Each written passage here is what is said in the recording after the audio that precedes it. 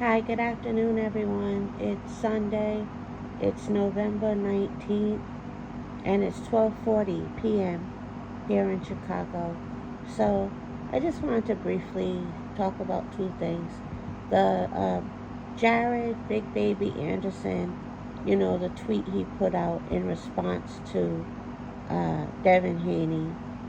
And, Jared was like, say that when we catch you, you wouldn't even give us eye contact. He definitely deserves to be put in his place. Like, stay out of it. Are you serious? Stay out of it. Especially since Shakur has no problem talking his own shit. And I'm a Shakur fan. But fair is fair. Shakur has no problem talking his own shit. And Devin Haney ain't taking it, basically. He always fires back. So there's really no place for Jared, Big Baby, to step in and have anything to say. But this is my thing. I feel like people are acting like he really wants to get street with Devin Haney. He was emotional. His boy just laid an egg in the ring, you know, and Devin Haney cut where it hurt. As he should. I even said that. As he should. Because uh, when Haney fought Loma, Shakur jumped in the ring and was saying he thought Loma won. Even as a fan of his, I didn't forget that. Haney has a right to fire back. And I think that, again, Jared Big Baby Anderson got emotional because he saw what his boy is going through because he didn't fight well. And he got emotional when he saw Devin Haney's tweet. Devin Haney very seldomly misses his mark when he attacks on social media. He knows how to really get under your skin. He knows how to insult you if that's his intention. You never really see a tweet from Haney about Tank or Shakur or whoever he's attacking, Ryan. You never really see a tweet from him that's mediocre or not weak or not really insulting. He knows how to like I said, cut where it hurts. And again, I think Jared Big Baby just got too emotional and responded. He shouldn't have responded, but you guys, it's not like he's really gonna try anything street with Devin Haney. He's not. I don't think it's a real threat. Even though he did say, say that when we catch you. Now, in these streets, you could never, ever, ever say something like that to somebody. Not in these streets, because these guys are really gangsters. You can't do that. But as far as boxing and social media, you should understand that Jared is just talking. He's just emotional. The only slap on the wrist he needs is for somebody to say, boy, mind your business. Mind your heavyweight business. Mind your heavyweight in trouble with the law, not sure if you're going to box again business. That's the only slap on the wrist he needs. And I'm a fan of his. I'm a big fan of Jared Anderson.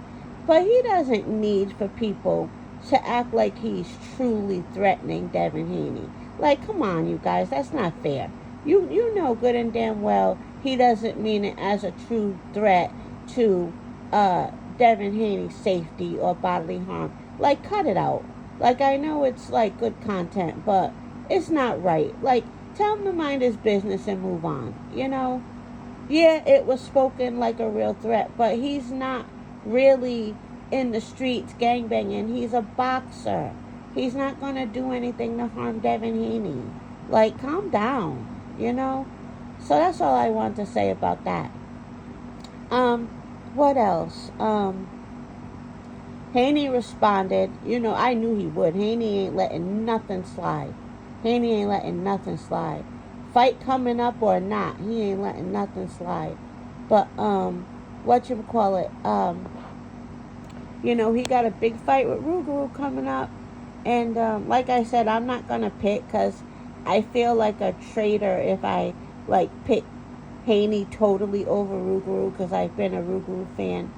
But I will say, I just feel like Haney could do more with a win than Rougarou can. I guess that's why I lean towards Haney. He could do more with a win than Rougarou can. But again, if Rougarou is in there beating his ass, then, he deserves it too. I don't think he can because I don't think he's, skilled enough to do that to Haney. I just don't. He's not skilled enough. I know he said he's going to do it, but he's not skilled enough to do that to Devin Haney. And I just feel like Devin Haney can do more with a win at this stage in his career. Maybe I'm wrong, but that's just my opinion. And I forgot what the other thing I was going to say. Here's what I was going to say. Now, you know how funny I think Tank is. Like, when Haney said about Shakur, I should have offered this bum 10%. And Tank said, that's what I'm offering you. I was on the floor. But I'm going to be, I don't know if I'm the first to say this. I highly doubt it. So I'm not going to say I'm the first to say this. But for Tank to say he's not interested in Shakur because of Shakur's bad performance, you guys, I'm not buying it. That's an excuse.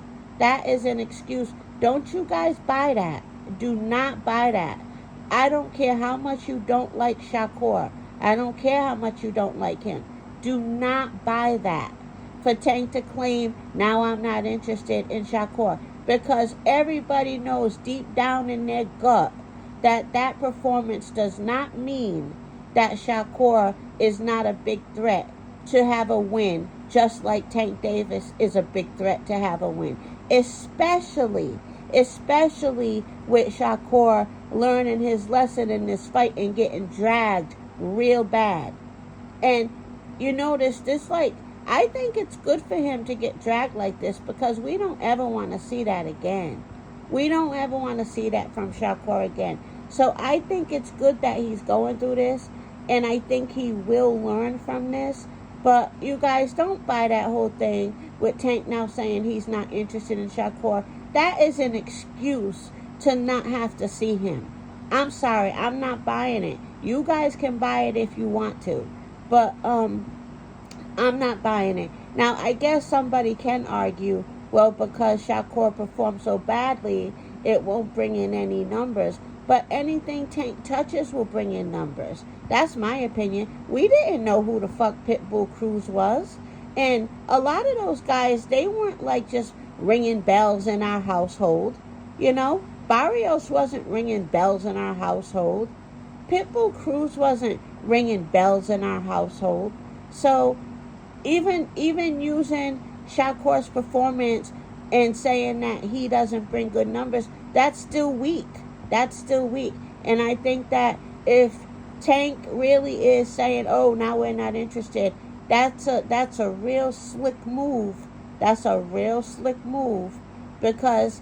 Shakur is allowed one bad performance. I could see if he's doing one after one after one. Yeah, they said, similar with Nakathelia, but nobody was talking about that going into this fight. This fight was really bad. You know what I mean? And I'm not buying it. I think that anybody, and not just Tank, I think anybody who's going to run around saying, now I'm not interested in Shakur, it's an excuse. It's an excuse because they know Shakur is still a very good fighter. They know that. So you guys can buy that if you want to. And you can say he doesn't deserve a Tank fight. I don't know. Maybe I'm missing something. I just don't buy it. Because I feel like Pitbull and Leo Santa Cruz and all those guys, they can have horrible performances. He'll still fight one of them.